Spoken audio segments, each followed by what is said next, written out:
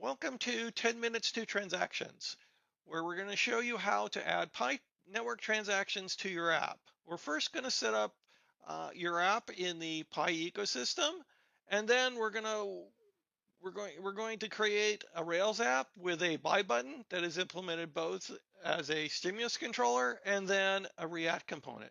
And then we're going to turn to another framework and create a Next.js app with a buy button. Each one of these implementations is going to take you less than 10 minutes to be able to get your applications to process Pi transactions. All right, let's get started setting up your app so it can be used in the Pi ecosystem. You're going to need to open up your Pi mining app and then click on the hamburger menu in the upper left-hand corner of the screen. It's going to show you a list of options. What you need to do then is click the Pi utilities. That'll bring you to a screen that has 6 icons on it. We're interested in develop. And when you click on that, that's going to bring you to a screen that lists all of your apps. You're going to then need to press the new app button, and that's going to start the process of collecting information for your new app. So we go to this create app page. You need to provide an app name and a description, and you're going to stay within the Pi testnet network. You click submit. That's going to bring you to the screen for your app. And then what we're going to do is going to have you hit the configuration button. That is going to bring up a bunch of configuration items that you need to that you could provide. The two key ones you need right now are the app development URL. This should be something like HTTP localhost and a port number 3000. And you need to provide a external URL for it. At this point, just put something in there that has HTTPS and it looks like a valid URL. Once you're done with that, you can then submit. And then what's going to happen is you're going to get back to that screen for the app, and then you're going to need to do two things. One is set up your wallet for this app. So you just go ahead and click on wallet and then follow the instructions. It's going to ask you to save some stuff. So and then make and assign a wallet for this app. Likewise, you're going to then need an API key. In which case you're going to go ahead and click on the API key and it'll give you the secret code, and you're going to need to store that someplace because you're going to need it in the next couple of steps. Once we now have everything ready to go on the Pi server side, and what's going to happen is that once we start working with the sandbox, the sandbox on its first time through, it's going to ask for you to authorize the sandbox. It'll put up a sequence of letters and numbers. You need to go back to your Pi Utilities screen in the mining app, and down at the bottom of Pi Utilities, you're going to see that little authorize sandbox link. You're going to click on that, and then you're going to copy your letters and numbers in there. And once you click the button there, that give it a few seconds, and then you should be able to access your app through the sandbox. All right, now let's turn to our first app. We're going to build a basic Rails app. So we're just going to start off with a nice clean app. So we're going to say Rails new TMTT for 10 minutes to transactions. And this is going to go on and do its thing. And then what we're going to do is we're going to go down into the project directory. And then we are going to need to add a gem to our our gem file. So what we're going to do is we're just going to add the PySDK Rails gem to the gem file, and then we're going to do our bundle install.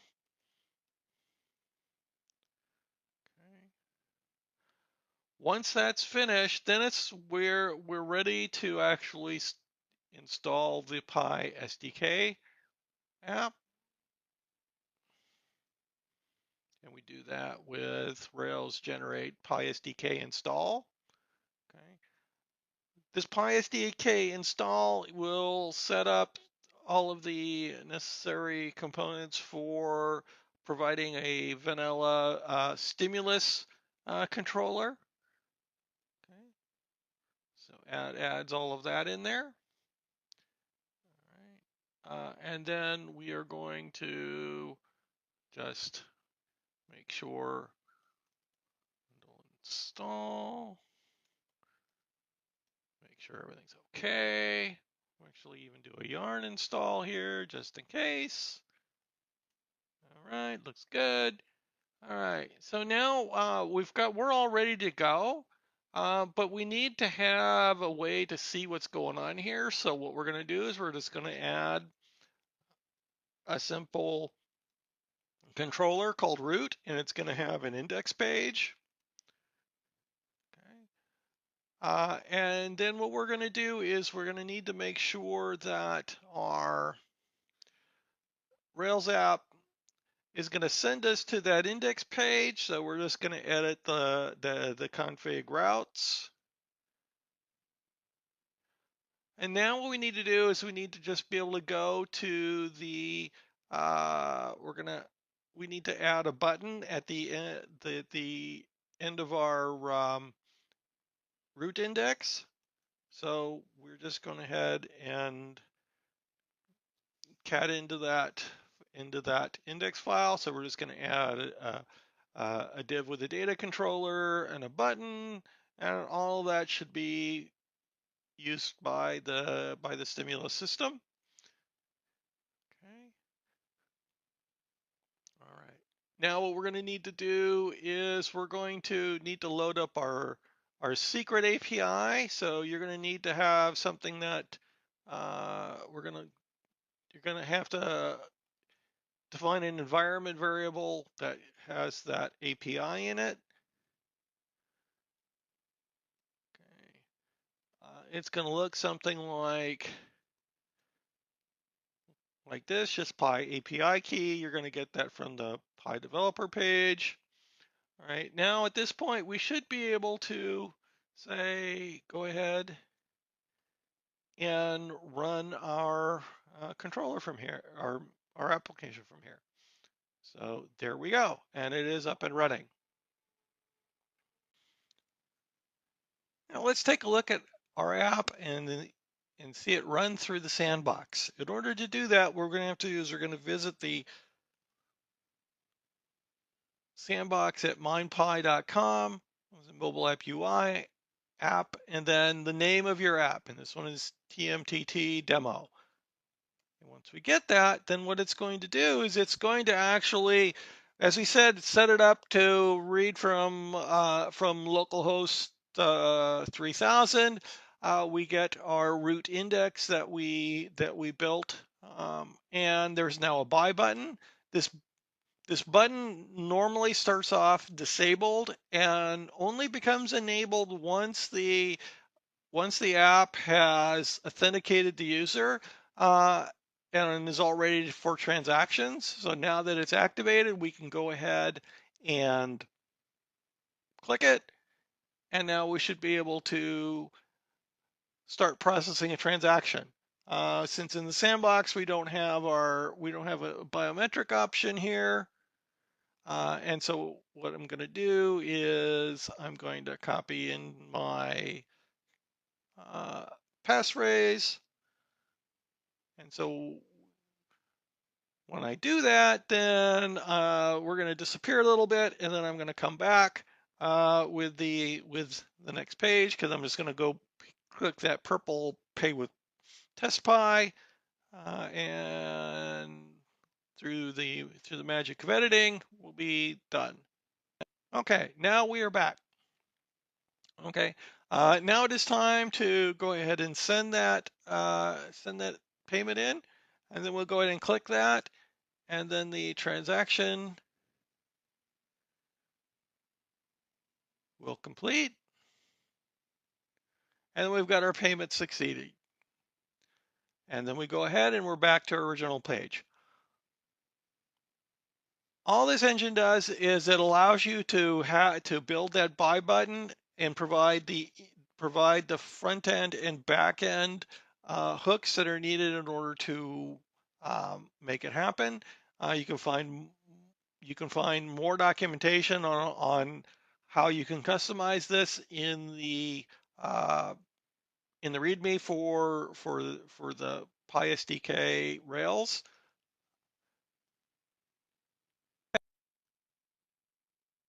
Let's go ahead and shut down our server. What we're going to do now is we're going to add the capability of tracking the transactions within the local database. In order to do that, we're going to need to create two models. The first of them is a user model, which is going to be here. We're just going to have an email in there for now. And then we're going to also have an order model, okay, which is in this case just has a description in it. It's going to be more complicated as you need it, or you can be using other models as well. But to take care of the transactions themselves, we're going to generate a PyTransaction model. Okay. It's going to hook up to the order and user models, or whatever tables that you're using yourself. You can set those as arguments to the generator. Okay, so now we need to do Rails DB migrate. So now we get a bunch of fun things in there. Now we can go ahead and go to in dev, run our server now. So we're going to come back to go ahead and restart this. Okay, so now we're going to go ahead and do another buy. Okay, and now I'm going to do the same disappearing act. Okay, so now we're back. I'm going to click send, and then we get to see the payment, and we're back. But now let's go ahead and look at our server. We've got a whole bunch of database activity, and so now what we can do is we can go ahead and take a look at some rake tasks.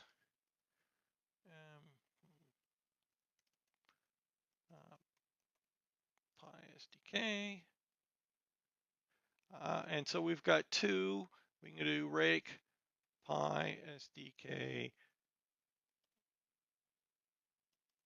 transactions, or PyTransactions. And what that's going to do is list out the transactions. So there's an ID, and then we have a payment ID that refers to the blockchain, and we have a state. The transactions can be in different states. Either they're waiting for approval, things like that. The user ID, who did this, and then the order ID that that the transaction was based on. So we'll be able to get that. We also can be looking at the user information for the people who've been using PyTransactions. All right, and so that's the capabilities that we have for the basic for the basic Rails. We can also then come up and we can actually build a React-based Rails app as well. And so what we're going to do is we're going to start off with a brand new Rails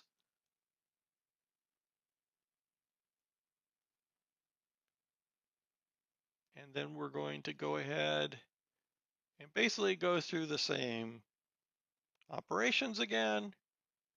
We're going to add the gem file, add the PySDK to the gem file, do our bundle install. Okay. And everything's good. The only difference is that instead of PySDK install, we're going to say PySDK install React. And so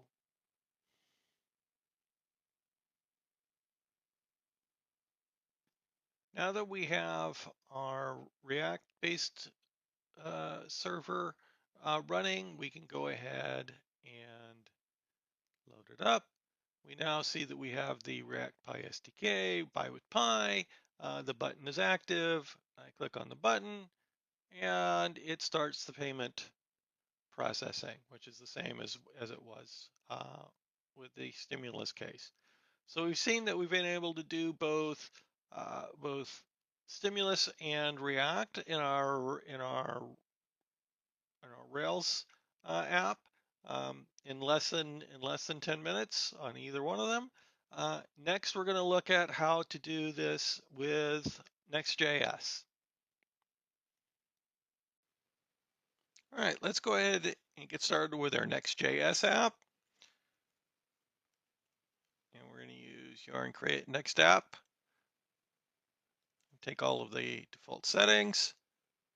We'll then cd into the project directory once this is finished, and then we'll add our package.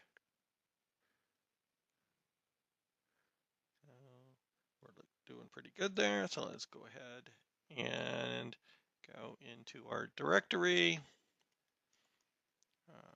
Next. Then what we're going to do is go ahead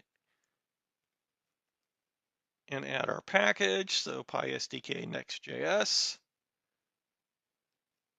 Once that is loaded, then we're going to go ahead and ask it to add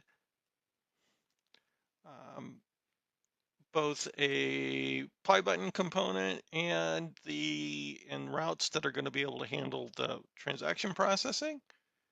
All right, so once we've got that far, we're looking pretty good. Now we need to make some small adjustments to the layouts and the page so that we can actually see our PyButton. First thing we're going to do is go ahead and add the script tag to our layout. Now, once that's in there, we can go ahead and add our mindpy.com PySDK JS. Okay.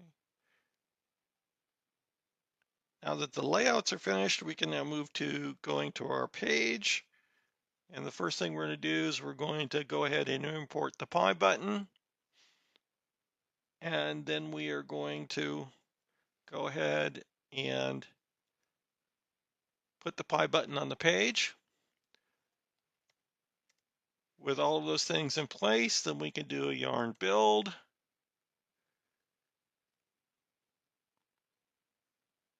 Okay. And then we can go ahead and start our server. And there it goes.